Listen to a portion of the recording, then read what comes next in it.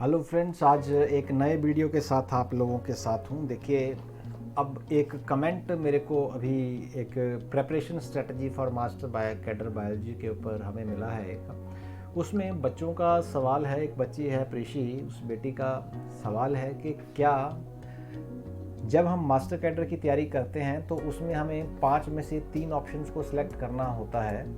तो उसके पास ज़्यादातर बच्चे हैं जो मेडिकल बैकग्राउंड से हैं, वो बॉटनी, जूलॉजी और केमिस्ट्री को सिलेक्ट करते हैं। तो उनका अब सवाल ये है कि क्या +1 +2 की बॉटनी जूलॉजी इनफ है मास्टर कैडर की तैयारी के लिए।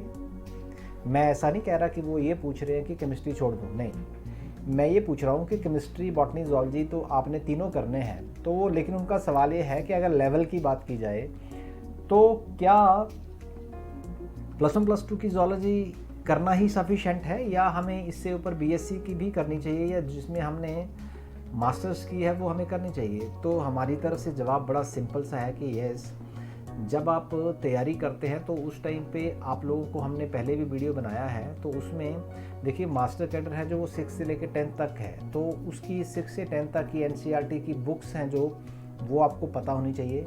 उनमें जो रेलेवेंट टॉपिक दिए हुए हैं उन्हीं की डिटेल्स +1 +2 में, उन्हीं की डिटेल्स आपके मास्टर्स में, उन्हीं की डिटेल आपकी ग्रेजुएशन में आती है। तो आपने 6 से लेके +2 तक पहली बात तो एनसीईआरटी करनी है, ठीक है। फिर आपने वो बुक्स पढ़नी है जो +1 +2 जब आपने की थी तो उस दौरान जो बुक्स फॉलो की थी, चाहे वो प्रदीप थी, एमबीडी थी, मॉडर्न थी, अरिहंत थी, जीआरबी थी, एनी बुक्स, दिनेश थी, कोई भी थी, जो उस टाइम पे पढ़ी है वो पढ़िए साथ में। और ग्रेजुएशन में जो आपने बुक्स पढ़ी हैं वही बुक्स आपने दोबारा से फिर से रीड आउट करनी है। आपने नई बुक्स की तरफ नहीं जाना है, आपने उनको ही रिवाइज करना है जिसमें से आपने पहले पढ़ा है।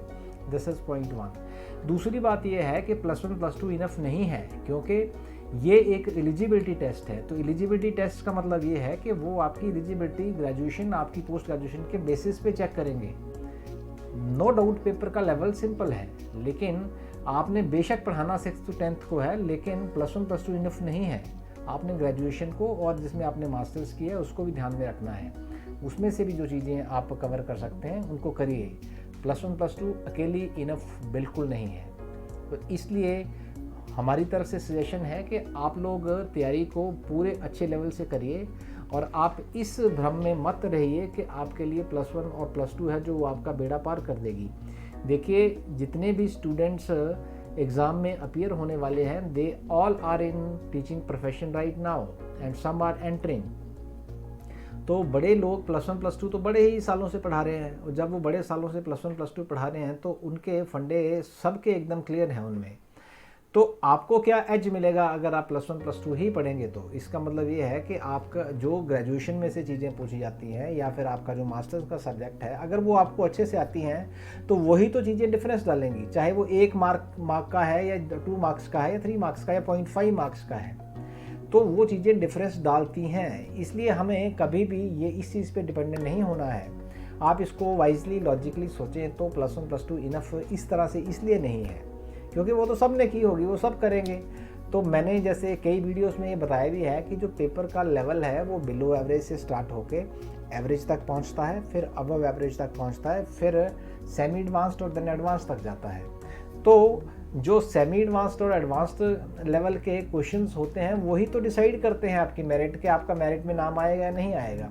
कई बच्चे फ़ोन करते हैं, वो बताते हैं कि सर हम, मेरा पेपर सिर्फ 1-2 मार्क्स से रह गया। तो 1-2 मार्क्स से रहने का मतलब एक्चुअल में यही है कि जो डिसाइडिंग फैक्टर है उस पर फोकस करना ज़रूरी है, सेमी एडवांस्ड और एडवांस्ड वाले क्वेश्चंस पे। तो वो आते हैं ग्रेजुएशन और आपकी जो मास्टर्स हैं, बेशक सिंपल होंगे लेकिन पूछेंगे तो वहीं से ना, रेलेवेंस से। तो +1 +2 बच्चे सारे करेंगे। आप लोगों ने जो फोकस करना है वो आपका फोकस रहेगा किस चीज़ पे, ज़्यादातर ग्रेजुएशन पे, +1 +2 पे, और आपका जो मास्टर जिसमें आपने की हुई है।